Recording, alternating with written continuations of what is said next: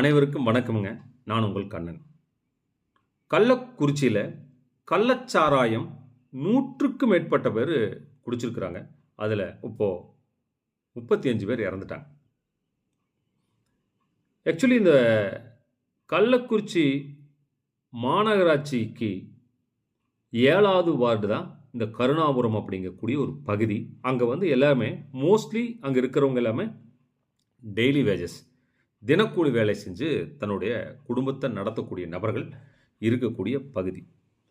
இங்கே தான் இந்த கள்ளச்சாராயம் அப்படிங்கிறது மிகப்பெரிய லெவலில் சேல்ஸ் நடக்கக்கூடிய இடங்க.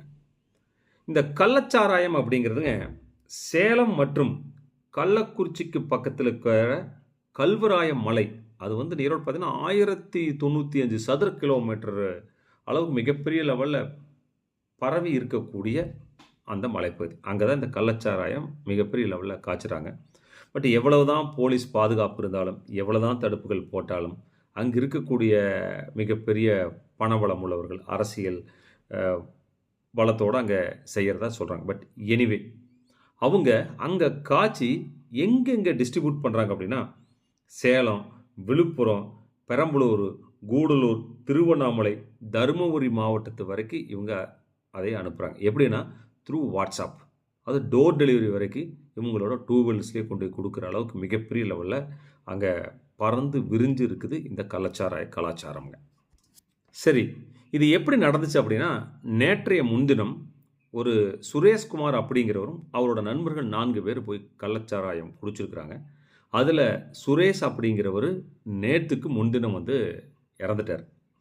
அவரோட இறப்புக்கு ஈமச்சடங்குன்னு சொல்லுவாங்க அது பார்த்தீங்களா, அதுக்கு போயிட்டு வந்தவங்க எல்லாத்துக்குமே அந்த சுரேஷ் வீட்டுக்கு பக்கத்தில் எல்லாத்துக்குமே கள்ளச்சாராயம் வந்து பிளாஸ்டிக் கவரில் டிஸ்ட்ரிபியூட் பண்ணுறாங்க. இது கள்ளச்சாராயம். அது ஆக்சுவலி கள்ளச்சாராயம் இல்லை, விஷச்சாராயம். அங்கே அந்த ஈமச்சடங்கில் கலந்துக்கிட்ட எல்லாமே அதை வாங்கி கொடுக்குறாங்க.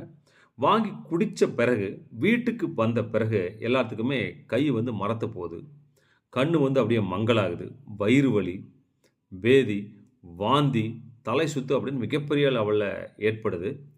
இதே மாதிரி தான் சுரேஷ்க்கும் ஏற்பட்டு அவர் ஹாஸ்பிட்டலில் அட்மிட் பண்ணி அவர் அங்கே ட்ரீட்மெண்ட் பலனளிக்காமல் இறந்திருக்காரு. அவரை பார்க்க போனவங்க எல்லாத்துக்கும், அவரோட ஈமச்சடங்கில் கலந்துக்கு போனவங்களுக்கு அங்கே மறுபடியும் அந்த கள்ளச்சாராயம் டிஸ்ட்ரிபியூட் பண்ணுதுங்க. ஒரே பக்கம் கொடுத்தனால தான் அந்த ஒரே பக்கம் ஒரே சாராயம் இத்தனை பேர்த்துக்கு கொடுத்துங்க. ஏன்னா வேறு பக்கம் அத்தனை பேர் போய் குடிச்சிருந்தாங்கன்னா பெரிய பிரச்சனை இருந்திருக்காது. ஒரே பக்கம் ஒரே ஆள் அங்கே டிஸ்ட்ரிபியூட் பண்ணிக்கிறேன். ஆனால் அது யார் அப்படிங்கிறது ஒன்று அதை ஃபைண்ட் அவுட் பண்ண முடியல. குடிச்சிருக்காங்க. அப்போது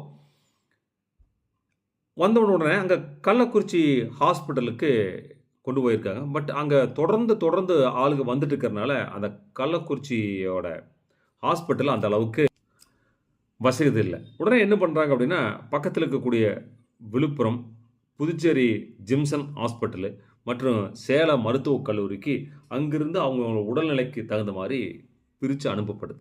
அப்போது இந்த கள்ளக்குறிச்சி அரசு மருத்துவமனைக்கு டாக்டர் செவிலியர்கள் 10 அப்படிங்கிறதுக்காக சேலம், திருவண்ணாமலை, விழுப்புரத்துலேருந்து அங்கே டாக்டர் ஃபோர்ஸஸ் எல்லாமே கொண்டு வந்து ட்ரீட்மெண்ட் கொடுத்துருக்காங்க. ஆனால் நேற்று அப்படி ட்ரீட்மெண்ட் கொடுத்தும் நேற்று வந்து 14 பேர் இறந்துருக்காங்க. இன்றைக்கி இதுவரைக்கும் 35 பேர் இறந்துட்டாங்க அப்படிங்கிறத மிகப்பெரிய சோகமான செய்திங்க. உடனே கள்ளக்குறிச்சி அரசு மருத்துவமனைக்கு அமைச்சராக இருக்கக்கூடிய ஏவா வேலு அவர்கள், மா சுப்பிரமணியம் அவர்களை வந்து அவங்களுக்கு என்னென்ன தேவைகள் வேணுமோ அதை துரிதமாக செய்யுங்க அப்படின்னு கட்டளையிட்டிருக்கிறாங்க. அதுபோக ஆக்சுவலி வந்து பார்த்தீங்கன்னா கள்ளக்குறிச்சி எஸ்பியாக இருக்கக்கூடிய ஷமாய் சிங் மீனா அப்படிங்கிறவங்களும், மதுவிலக்கு டிஎஸ்பி மற்றும் ஆய்வாளர்கள் 10 பேர்த்துக்கு மேலே இருக்கவங்கள சஸ்பெண்ட் பண்ணியிருக்காங்க. அப்புறம் மாவட்ட ஆட்சியாளர் ஷார்வன்குமார் அவரை வந்து மாற்றிக்கிறாங்க. புதிய ஆட்சியாளரை எம்எஸ் பிரசாந்த் அவங்கள நியமிச்சிருக்காங்க. Right, okay. இந்த விஷயங்கள் எல்லாம் ஒரு பக்கம் நடந்தாலும் இப்படி ஒரு கோர சம்பவம் நடக்கிறதுக்கு காரணம் என்ன அப்படின்னா, மக்கள்கிட்ட விழிப்புணர்வு இல்லை அப்படின்னு சில பேர் சொல்கிறாங்க. இன்னொரு வந்து பணத்துக்காக ஆசைப்பட்டு காவல்துறை இப்படி நடந்துருச்சுங்கிறாங்க. இன்னொரு பக்கம் பணத்துக்கு ஆசைப்பட்டு இதை காய்ச்சி மக்களுக்கு விற்கிறாங்க. எனவே எதுவாக இருந்தாலும் இதுவரைக்கும் 35 உயிர் அப்படிங்கிறது விலை மதிக்க முடியாது. கண்டிப்பாக இது தமிழ்நாடு அரசாங்கம் இதற்கு மேலே நேரடி பார்வையை இப்போது இறங்கியிருக்காங்க அப்படிங்கிறத உண்மை. அதுக்கு தமிழ்நாடு அரசாங்கத்துக்கு நன்றி சொல்லலாம். கண்டிப்பாக இது ஓகே. ஆனால் இனிமேல் இதுபோல் நடக்காமல் இருக்கணும் அப்படின்னு நம்ம எல்லாமே ஆண்டவனை வேண்டிக்கும். உங்களுடைய கமெண்ட்ஸை நம்மளுடைய கமெண்ட் பாக்ஸில் தெரிவிங்க. நன்றி நண்பர்களே. பின்னாடியே அந்த போலீஸுக்கு தெரியாதா? அந்த போலீஸுக்கு தெரியுதானே? லஞ்சத்தை வாங்கிக்கிட்டு கமக்கமா அடிக்கிட்டு இன்னைக்கு ஒரு வீட்டுல அந்த கருணாபுரமே சேர்த்து போச்சு. இதுக்கெல்லாம் அந்த போலீஸ் யாருக்கு அங்க இருந்தவங்க அவங்கள பார்க்க சொல்லு. முன்ன அவங்கள கொண்டு இவங்களுக்கெல்லாம் பதில் சொல்ல சொல்லு. விஷத்தை கலந்து இந்த ஊரை பை வாங்கணும், இந்த நாட்டை பை வாங்கணும் எவனா செஞ்சுட்டானுவா அவரை முன்ன புடிங்க. போலீஸ் ஆட்சிக்கிட்டே வித்துக்கிறாங்கன்னா அப்ப இது பாதுகாப்பு இல்லாத விற்க முடியுமா? சொல்லியா?